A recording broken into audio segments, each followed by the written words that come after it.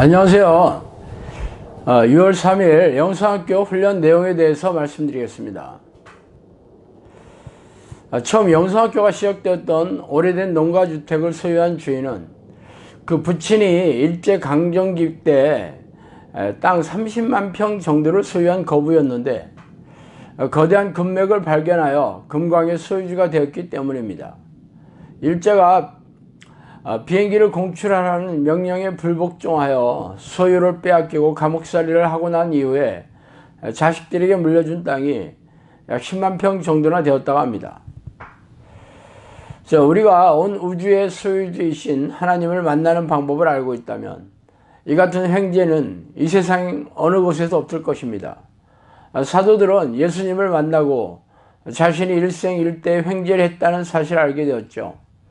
베드로는 가족을 팽개치고 예수님을 따랐고, 요한과 야고보도 부친과 배를 버리고 예수님께 올인했습니다. 사도들에게 훈련받았던 2세대의 성령의 사람인 빌립이 사마리아 성에서 기적과 표적으로 그리스도를 전했을 때 자신이 횡재를 했다고 믿은 사람들이 있었는데, 그 사람이 바로 마술사 시몬이었어요.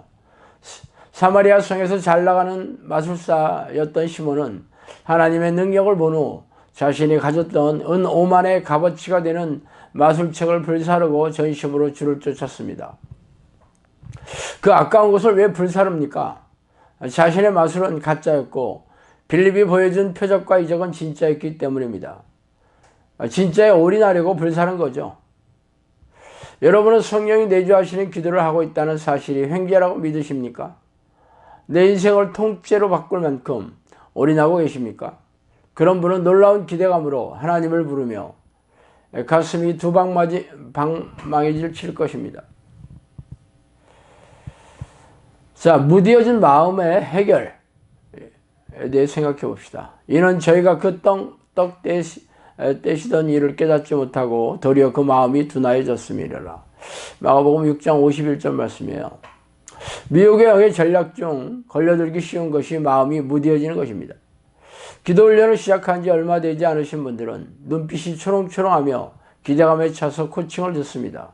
2, 3년이 지난 분들은 눈빛에 기대감이 없고 식상한 태도로 듣습니다.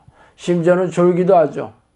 이 기도는 깨지는 얼음판을 걸어서 강을 건너듯이 해야 합니다. 시간이 지나면 식상해지고 매너리즘에 빠지기 때문입니다. 영성학교 훈련에 참여하는 것이 또 하나의 종교생활처럼 굳어지고 있는 이 딜레마를 어떻게 하면 해결할 수 있을까요? 먼저 절박하게 기도하는 습관을 들이는 것입니다. 영성학교에 오시게 된 많은 분은 대부분 귀신에 의해 삶이 추토화되어서 오신 분들입니다. 이미 마음에 절박하게 기도해야 될 동기가 분명한 분들만이 끝까지 이 기도를 하시죠. 그러나 나를 절박하게 하는 문제가 해결되고 그러고 나면 느슨해지고 무뎌지는 공격에 노출되고 갈급함과 가난함이 사라집니다. 이런 경우에도 무뎌지지 않고 기도할 수 있는 기도의 동의는 절박하게 기도하는 습관을 들인 경우입니다. 습관이 그에게 기도의 동기가 되는 것이죠. 습관 들인 사람은 외부 환경에 영향을 받지 않고 절박하게 기도할 수 있죠. 마음은 원이지만 육신의 약함을 아시고 주님께서는 기도의 습관을 들이기 위해 훈련하셨습니다. 습관 들이지 않으면 성령의 사람으로 시작되었다 할지라도 육체의 사람으로 마칠 것입니다. 저는 하나님께서 지켜주시지 않으면 파리 목숨과 같이 위태롭다는 것을 잘 알고 있어요. 맡겨주신 영혼들을 구원의 강가로 이끌고 정의용사로 양육하는 큰 책임이 바로 기도의 동력이고, 이를 버텨내는 것이 습관 들여진 기도의 힘입니다. 힘이라고 생각해야죠. 하루 너댓 시간 기본으로 기도하고 있고, 사역이 열리기 전 제가 화장품을 판매하는 직업을 가지고 있을 때에도 동일하게 습관대로 기도했었습니다. 두 번째로 마음을 청결하게 하는 것이죠. 너희는 스스로 조심하라. 그렇지 않으면 방탕함과 술 취함과 생활의 염려로 마음이 둔하여지고 뜻밖의 그날의 덫과 같이 너희에게 임하리라. 누가복음 21장 34절 말씀입니다. 마음이 청결해야 하나님을 향한 전심과 절박함이 나옵니다. 우리의 마음을 무디게 하는 요소가 바로 죄이죠. 이 죄를 예수 그리스도의 보혈로 씻어내는 회개의 삶을 부지런히 살아야 매 시간 절박하게 기도할 수 있습니다. 내 마음을 청결케 하는 일을 게을리하고 마음을 그대로 방치하면 죄에 대한 민감성이 떨어집니다. 마음이 어두워지며 하루 종일 전심으로 하나님을 부르는 마음이 무뎌지게 되고 기도가 끝나면 하나님과 상관없는 말과 행동이 나오게 됩니다. 그러므로 매일 기도 시간마다 보혈의 강물에 뛰어들어 주의 씻음을 받고 거룩함과 평안과 자유함 가운데 그 가운데로 나오시기 바랍니다. 세 번째로 경고를 기억해야 합니다. 북을 쳐도 일어나지 않은 사람은 내버려두라 라고 성령께서는 저에게 말씀하셨어요. 아니, 북소리가 둥둥 울리고 있는데도 변화가 없는 무뎌진 마음을 가진 사람이 도대체 누구지? 하시며 자신을 보지 않고 다른 사람을 쳐다보신 분은 설마 없겠죠. 너희 중 한 사람이 나를 팔리라고 말씀하셨는데 장본인인 가룟 유다처럼 주여 누구오니까 하고 묻는 자가 되어서는 안 됩니다. 내 마음이 이렇구나. 어떻게 하는 것이 일어나는 것인지 고민을 하면서 주님께 물으셔야 합니다. 혹은 제사장 엘리처럼 하나님의 경고를 듣고도 회개하지 않고 저주하신 대로 하옵소서 하며 될 대로 되라고 주저앉아서는 안 됩니다.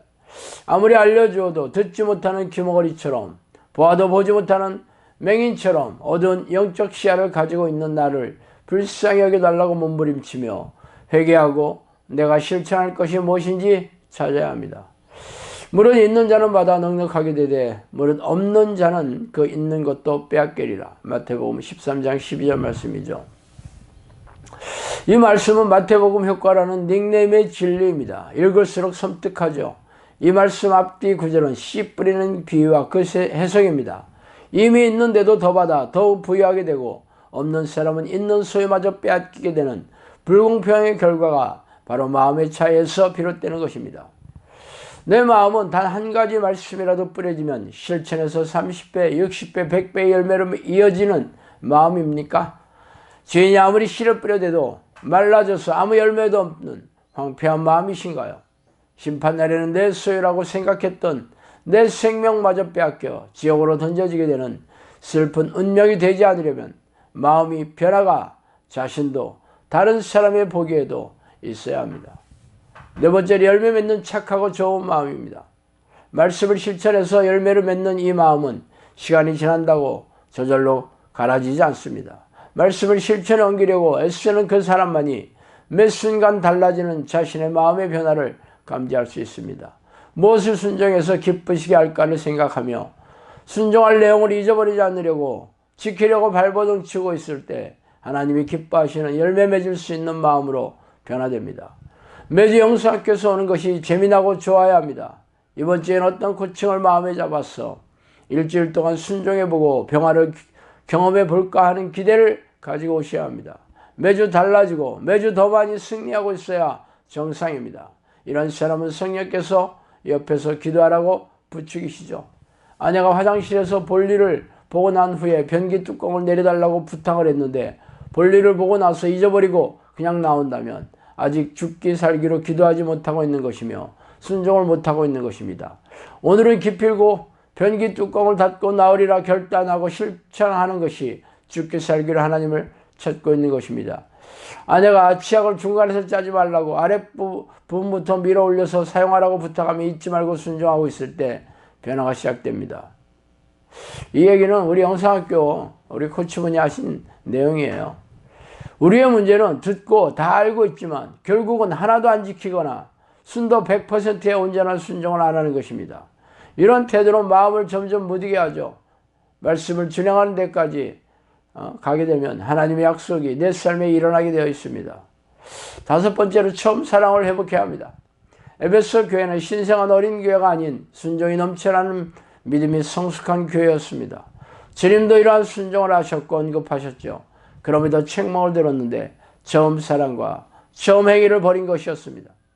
회개하지 않으면 교회를 인정하지 않겠다고 엄중히 경고하신 것은 교회는 주님의 신부이기 때문입니다.